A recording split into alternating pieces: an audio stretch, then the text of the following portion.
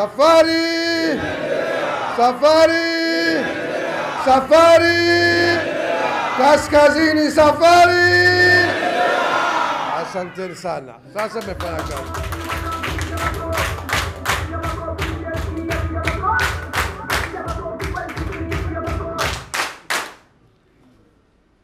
Ndugu mwenyekiti, MC vipi kwa sauti? Ndugu mwenyekiti wa chama chetu taifa, na inshallah Oktoba rais wa Zanzibar Mheshimiwa Othman Masoud Othman. Kuna mwenye wasiwasi na hilo mundani? Kuna mwenye wasiwasi naye Mheshimiwa Othman? Haya, basi piga makofi tena kwake.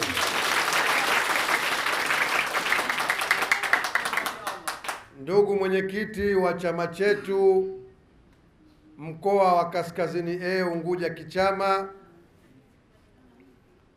na mimi najivunia sana mwenyekiti huyu wa Kaskazini A na timu yake yote. Ndugu naibu katibu mkuu wa chama chetu upande wa Zanzibar, dada yangu mpendwa Mama Zainab, ambaye ndo anahakikisha kwamba Mheshimiwa Othman saa zote yuko safi katika kazi yake. Pigeni makofi moja.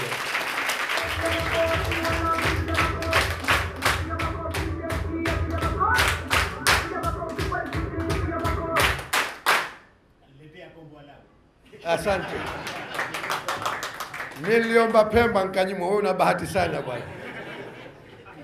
Ndugu katibu wa habari na uenezi, ambaye ni moja katika alama za mapambano yetu, Mheshimiwa Salim Bimani.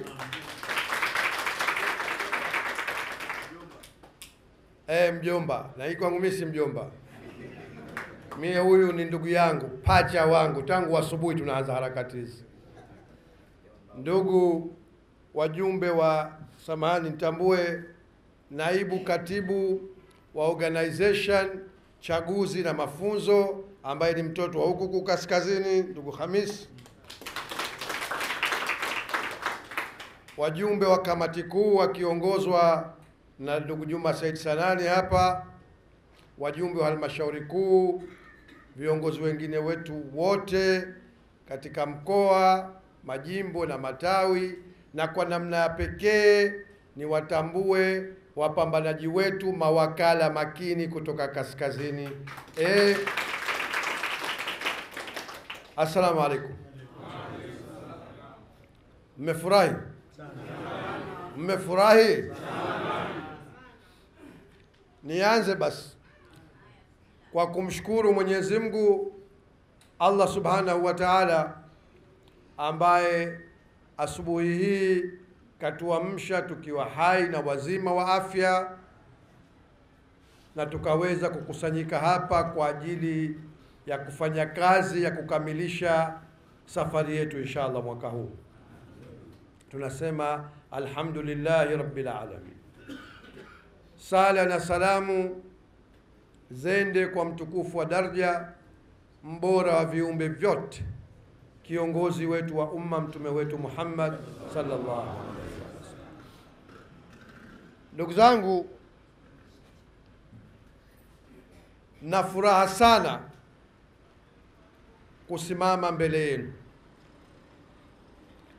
kwa sababu nyinyi mashahidi kwamba kama kuna mtu mmoja katika viongozi wa harakati zetu anajifaharisha mno na Kaskazini, kibla chetu, basi anaitwa Ismail Jussa. Mwenyekiti, mimi nimepata bahati sana katika harakati hizi. Mara nyingi nilikuwa nikipangiwa tangu huko tunakotoka, ikija masuala ya kusimamia kazi za chama, uhakiki, maandalizi ya uchaguzi, mara nyingi nikipangiwa Kaskazini A. Kwa hivyo na bahati sana na eneo hili, na sina shaka hata ndogo na uwezo, umakini, imani na umadhubuti na uzalendo wa watu wa Kaskazini A katika mapambano haya. Kwa hivyo ndugu zangu, kikao hasa ni cha mwenyekiti, mie yangu ni mawili. La kwanza, niungane na wote, na hata mwenyekiti atalifanya, kwa sababu hili hata tukisema sote halitoshi, ni kuwashukuru na kuwapongeza kwa dhati kabisa kwa jinsi mlivyoitikia wito wetu mkafanya kazi ya kusimamia daftari la kudumu la wapiga kura katika mkoa wetu.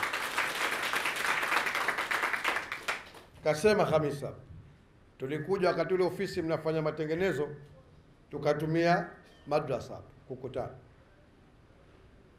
na ilikuwa kama alivyosema mwenyekiti, hata shughuli ile tulianzia kibla, tulianzia hapa Kaskazini. Katika mikoa yote 11 ya Unguja na Pemba tulikuja tukaanzia Kaskazini A. Tukatoa maelekezo, mnakumbuka maagizo yangu 7 yale. Nashukuru yote mmeyafanyia kazi kwa ustadi wa juu kabisa Kaskazini A.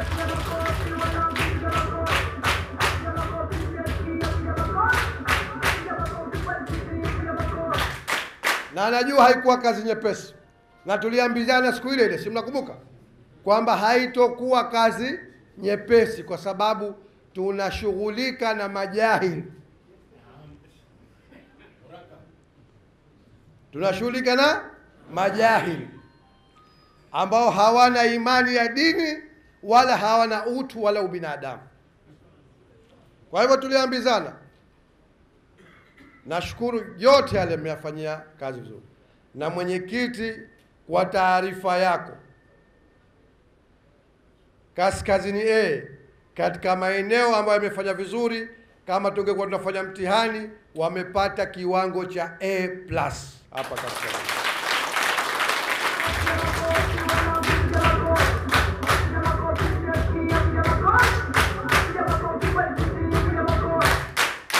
Haya mengine yanayosemwa, haya jamani yasitusumbue. Hatujapata tangu 95 mpaka leo, mwenyekiti, haya unayajua, hatujawahi kufanya uchaguzi nchi hii ukawa huru na wa haki, ikawa kila mtu kapata haki yake na taratibu zimefuatwa na sheria. Haijapata kutokea. Kwa hivyo naamini sote hatukuwa tukitegemea kwamba tutakuwa na kazi nzuri safi, lakini nyinyi mashahidi, pamoja na vitimbi tangu 95, wao wenyewe leo wanasema, na tuna mashahidi wabobezi kama Balozi Ali Karume, kwamba CCM haijawahi kushinda Zanzibar hii. Kwa hivyo haya mwenyekiti aliyotokezea, tutaendelea kupambana nayo kama alivyosema naibu, lakini hayarudishi nyuma harakati zetu, na inshallah chaguzi 6 walizotudhulumu kuanzia 95 mpaka 2025 tunakwenda kuzitimiza kwenye namba 7, uchaguzi wa 7 mwaka huu inshallah. Kazi aliyoanza Maalim Seif, Mheshimiwa Othman Masoud anakwenda kuihitimisha tukijaliwa inshallah.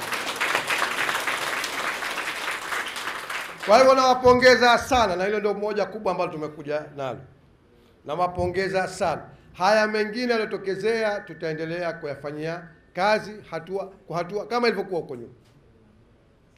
Kwa hivyo langu mimi kubwa, nataka Kaskazini A mtembee kifua mbele kwamba sisi ni washindi Kaskazini, Unguja na Pemba na Zanzibar nzima.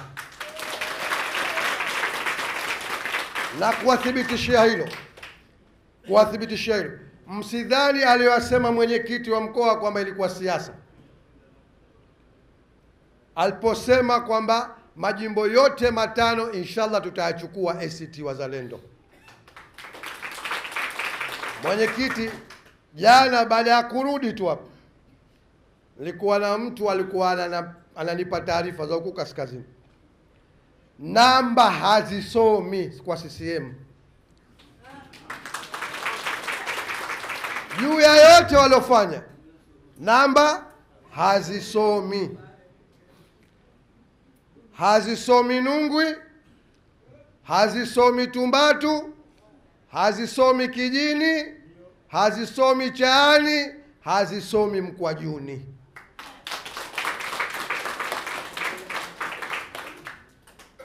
Kwa hivyo tuna kila sababu ya kutembea kifua mbele. La kufanya ni kuhakikisha sasa tunajipanga kwa hatua zinazofuata. Moja nalolisisitiza sana, leo si kikao cha kazi, leo ni kikao cha siasa, cha kupeana pongezi na kupeana moyo.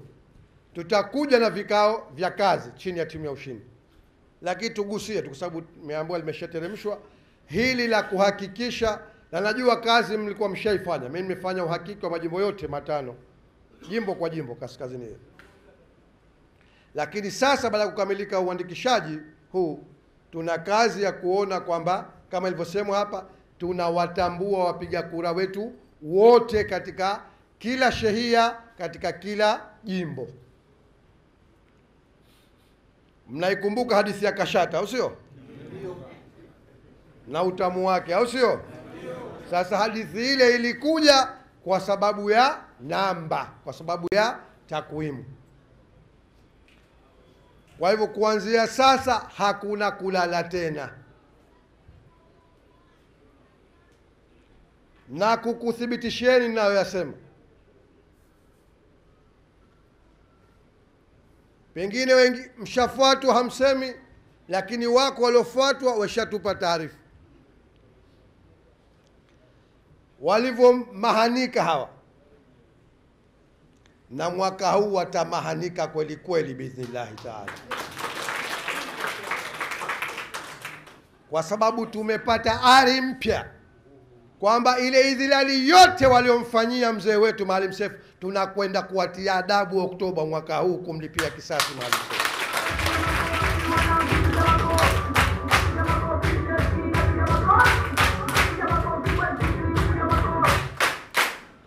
Sasa kiwewe kimewapata, na hili mwenyekiti huwa anatupa.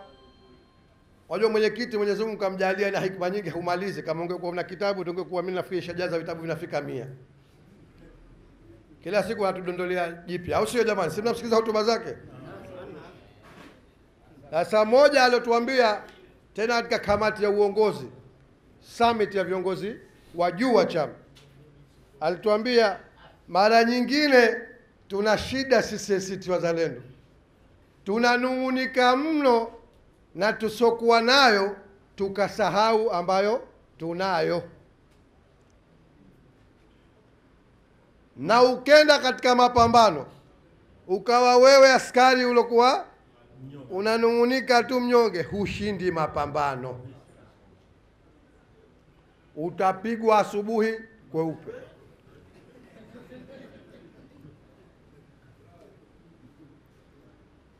Lakini nguvu yetu hatuithamini, hatuijui. Sasa mara nyingine utakuja na siwalaumwe, msimkanitafsiri vibaya. Najua tumepita mapito mengi mazito makubwa. Kwa hivyo binadamu mara nyingine unarudi nyuma sema lakini ile, lakini itupe mgongoni nyuma ukosonga mbele. Sababu wewe unajitia wasiwasi, lakini wao wanajua nguvu yetu. Na ndio ile nataka kuambia, ujabari wao wote na nguvu zao na dola yao wanaoitumia, wanawafuata viongozi wetu. Tena mwenyekiti, inasikitisha sana, ingawa ndio kawaida yetu, kwamba watu wa idara ya usalama wa taifa ndio wamejivika magwanda ya kijani, wanatafuta kuinusuru CCM. CCM haina manusura, mwaka huu tunaifagia Unguja na Pemba. Kwa hivyo niwaambie wale wanaopita wakawapigia simu viongozi wetu si kuwatafuta, hasa hapa kaskazini, wakome. Tena mwenyekiti, wengine kwa taarifa yako wamewatafuta wakitumia kofia ofisi yako, kwamba hati wao ni watumishi wa ofisi ya makamu wa kwanza. Cha ajabu walipoambia haya hapo, tuonane basi ofisini kwa makamu wa kwanza. Usije ofisini kwa makamu wa kwanza. Wewe si mtumishi wa makamu wa kwanza?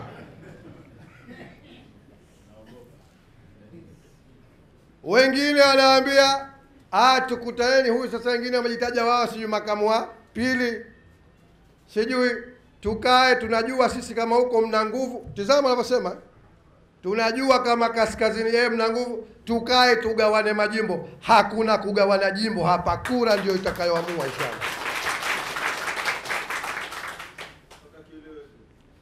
Na haya kuwathibitishia ndugu zangu, msifikiri yamekuja huku kwenu tu kwa viongozi wa kaskazini. Haya yameanzia kwa mwenyekiti na mie mwenyewe.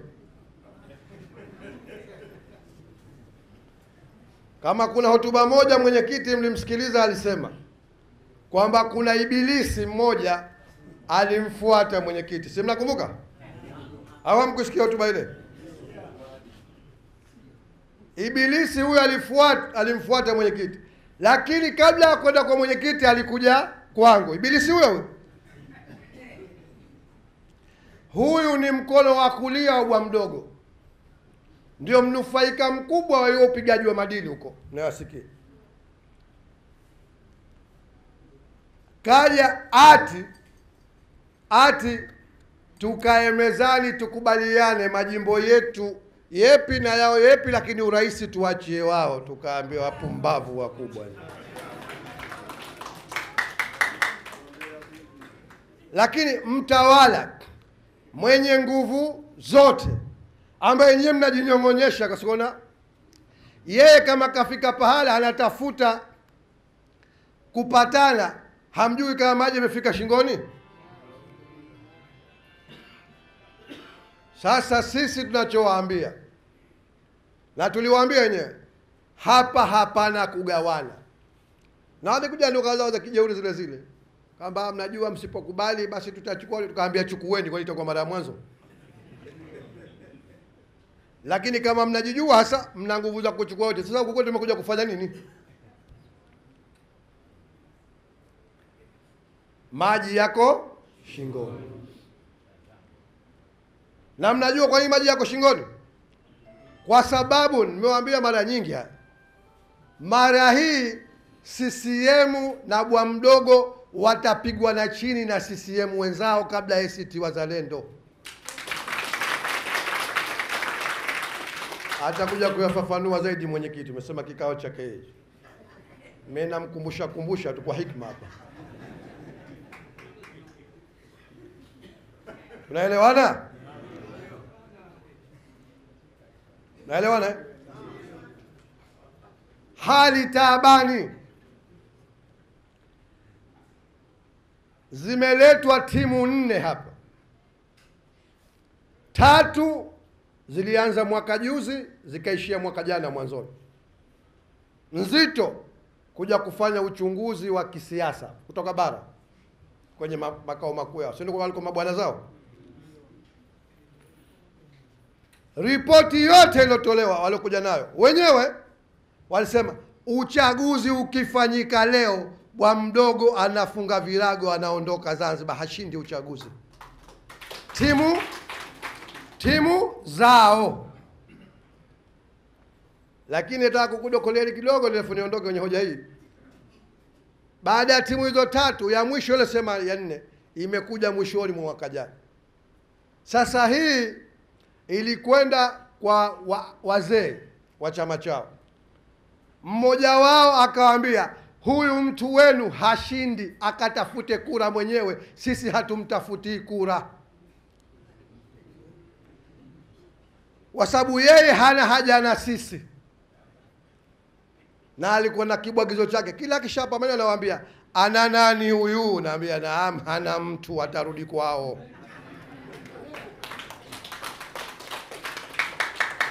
Na hili kama mnakumbuka, niliwahi kuzungumza katika mkutano mmoja kwamba hapa kaskazini hapa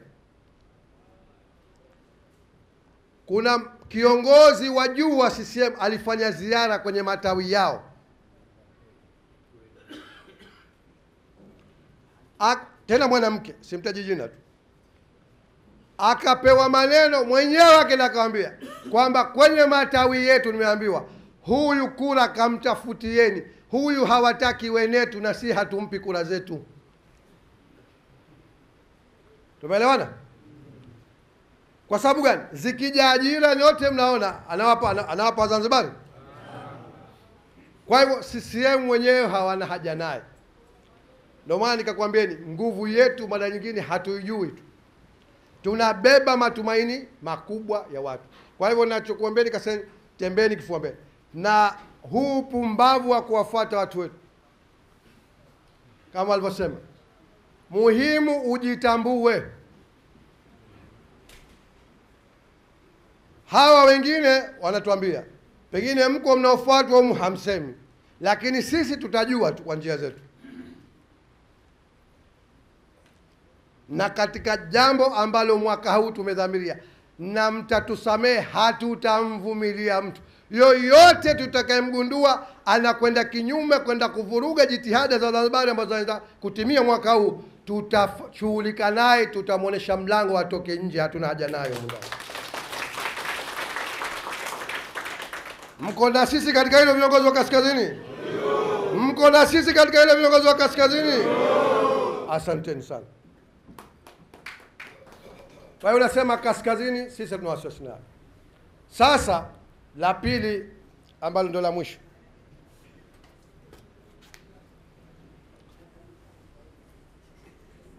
baada ya kuwapa pongezi na kuwaeleza yaliyoko upande wa pili, la pili mmeelezwa, na mimi nalisisitiza, na jana nilimwambia mwenyekiti, nashukuru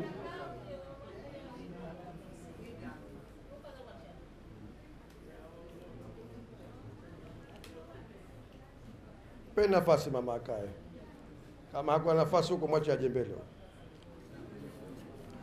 Kwa hivyo nacho ACT Wazalendo. Kwa hivyo la pili nasema haya ni ya mapambano nje yetu, lakini tuna utaratibu ambao umesemwa hapa unaendelea ndani ya chama chetu muda huu, nao ni kuchukua fomu na kurejesha fomu kwa nafasi mbalimbali ambazo tunakwenda kugombea. Takwimu zimetolewa. Nachokiomba ndugu zangu, mwaka huu naona tuna bahati kubwa, Mwenyezi Mungu anatuongoza kwamba haya Mwenyezi Mungu atupa ilham, tunayazungumza kabla hatujenda kwenye kura ya maoni.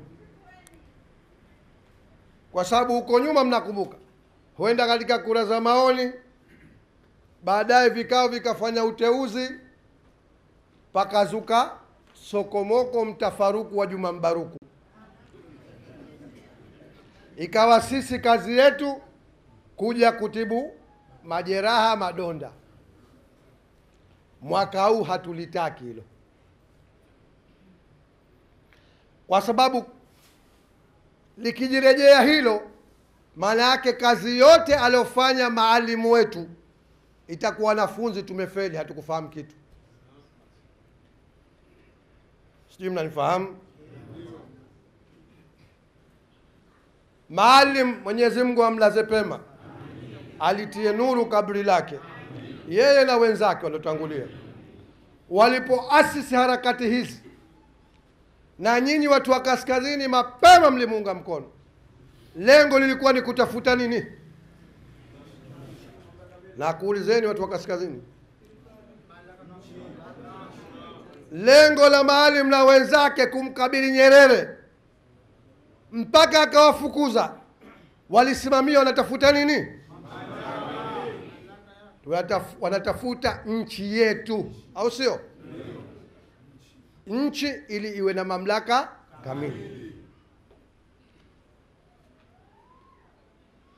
Baada ya kufukuzwa, vikaja vyama wakasema tutafute chombo ili kitufikishe safari yetu.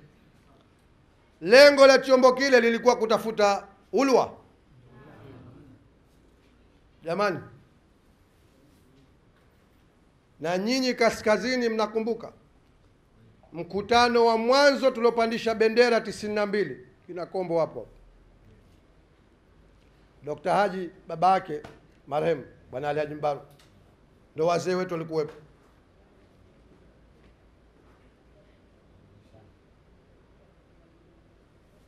pale lugha iliyozungumzwa ilikuwa nini? Kutaka ubunge na uwakilishi? Nakuulizeni jamani, na nyie wazee muwasaidie vijana, sababu vijana wengine harakati hizi zilipoanza walikuwa hawajakuwa umri, wengine pekee hata hawajazaliwa. Tuliasisi harakati hizi tukiongozwa na wazee wale. Tunatafuta nini jamani? Nchi yetu. Kwa sababu kama ni ulwa, hawa walioasisi walomkabili Julius Nyerere na ushenzi wake wote, haikuwa kazi nyepesi. Mnakumbuka alivyokuwa Julius Nyerere na madaraka yake katika nchi, lakini Maalim na wenzake walimkabili.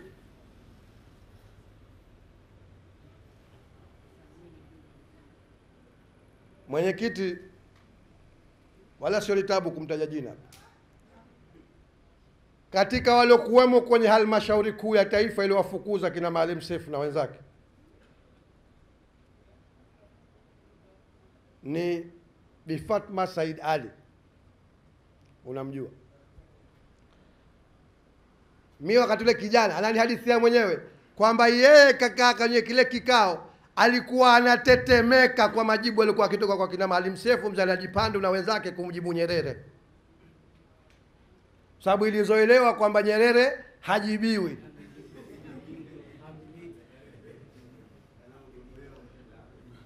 Na bahati jana nilisema Pemba, tukio lile limetokea usiku wa Lailatul Qadr.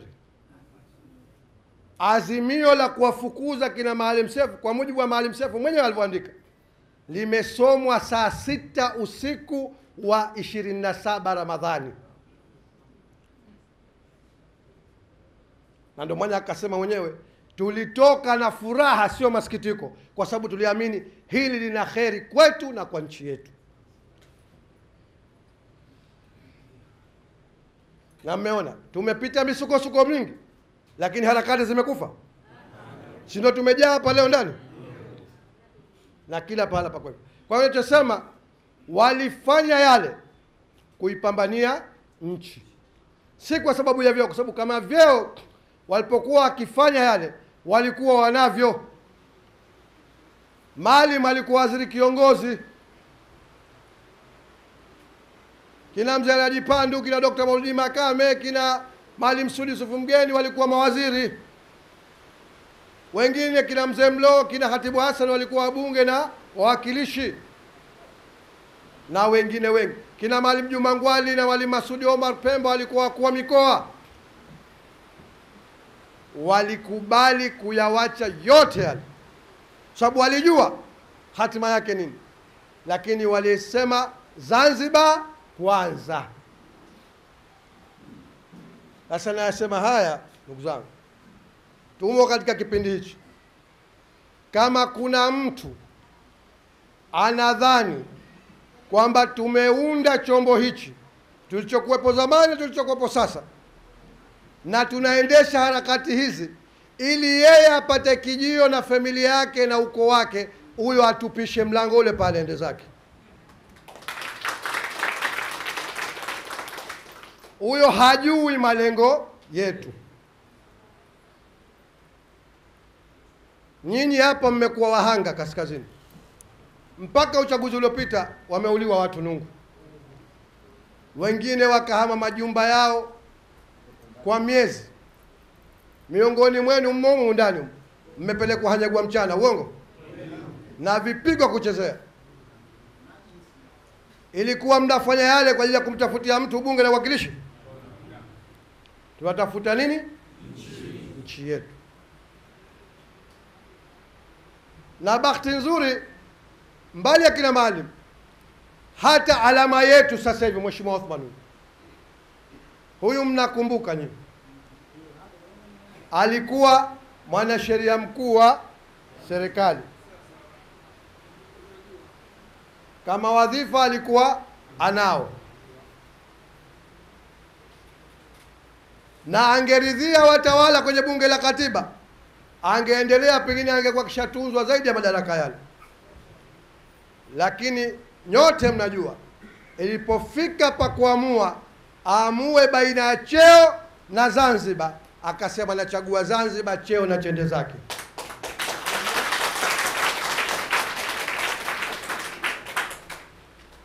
Si mnakumbuka? Na wala haikuwa kazi nyepesi, kwa sababu tulipotoka sisi Ukawa tulikuwa angalau wengi kwa pamoja. Wakati ule tumeshatoka, yeye yuko peke yake, unawakabili majahili wale wanaokata viuno kuuza nchi yao. Si mnakumbuka alipokata viuno? Baba zima, na Mungu kamjalia umbo sihaba, anakatika anauza nchi yake,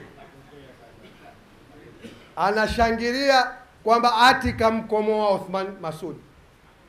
Othman Masud hajamkomoa, na tukijaliwa Mwenyezi Mungu alikuwa anamuandaa aje avae viatu vya Maalim Seif, na inshallah aikamilishe safari ya Maalim Seif tukiongozana naye pamoja. Na hata tulipomfuata kuja kuwa makamu wa kwanza, alikuwa tayari keshajisimamia vizuri kwa kampuni yake binafsi ya uwakili. Ana wateja makampuni ndani na nje ya nchi anayofanyia kazi. Mnakumbuka tumesema mara nyingi. Mbali ya hilo, shirika la Umoja wa Mataifa linaloitwa WIPO duniani, World Intellectual Property Organization, linaongozwa na watu 7. Kila bara zima la dunia linachagua mtu mmoja tu. Bara zima la Afrika wameshindana watu 128, kaibuka kidedea juu Othman Masud. Othman kutoka Zanzibar.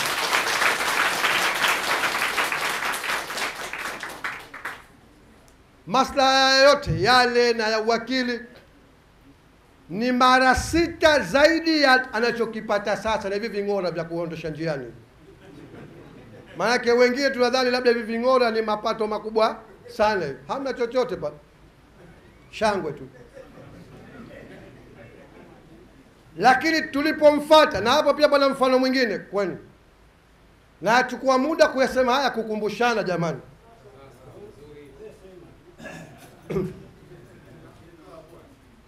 Kwamba Mwenyezi Mungu alipomkhitari Maalim Seif, tulikuwepo viongozi, hatukuwepo?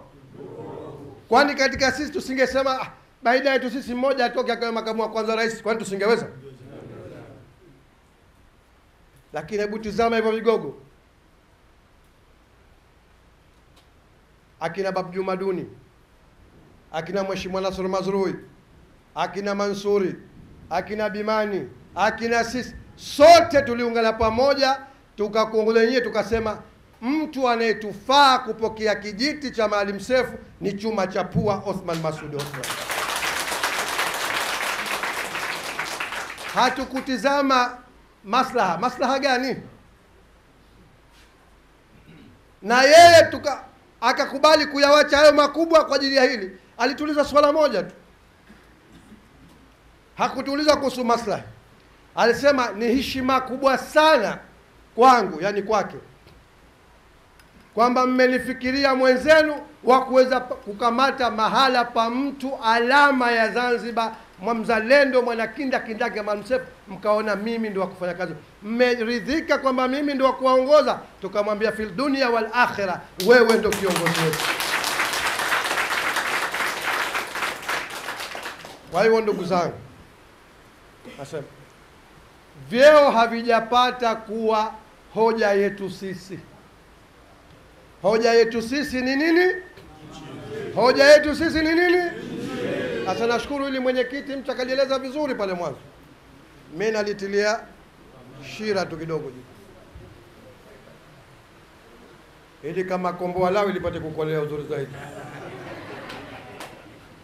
Kwa hiyo ninachosema ndugu zangu, kwamba tunakwenda katika uchaguzi, tutapita katika kura za maoni, na maneno tayari tunayasikia, na ndo kawaida ya binadamu. Lakini naomba sana tuseme na nafsi zetu, tukumbushane na tujikumbushe nafsi zetu, tunatafuta nini? Isije ikawa maslahi yako wewe ndio umeyatanguliza mbele kuliko kutafuta nchi yetu. Mwenyekiti katutangazia mwaka huu ni mwaka wa kuinusuru Zanzibar. si wa kunusuru mtu na familia yake apate kijio. Na kwa taarifa yenu, ndio maana baadhi yetu, mimi mara hii nilisema mapema, sichukui fomu yoyote. Kazi yangu ni kuongoza timu kuhakikisha safari hii tunaifikisha Mfundoni na Mheshimiwa Othman anaingia Ikulu ya Zanzibar na bendera ya Zanzibar inarudi Umoja wa Mataifa. Na nategemea mimi na dhamana hii, lakini si mimi, nategemea mimi na nyie nyote tutakuwa pamoja. Inshallah mvua hii inatia baraka, maneno haya yasimame mwaka huu. Tumeelewana jamani? Kwa hivyo ninachokuombeni jamani, tutafika hatua hizo. Kaskazini mara nyingine kuna kuwa na nongwa, msije nongwa zikasahaulisha msingi wa mapambano yetu. Nahoda, unanisikia? Haji Mwadini ananisikia? Yuko wapi?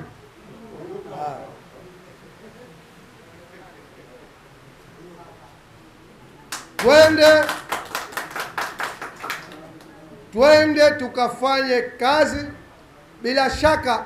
Ili kuyapata mamlaka kamili, ili kuipata nchi, lazima tuunde serikali, kwa sababu ndio nyenzo ya kuafikia, au sio? Na ili tuunde serikali tunahitaji rais, tunahitaji wawakilishi, tunahitaji wabunge.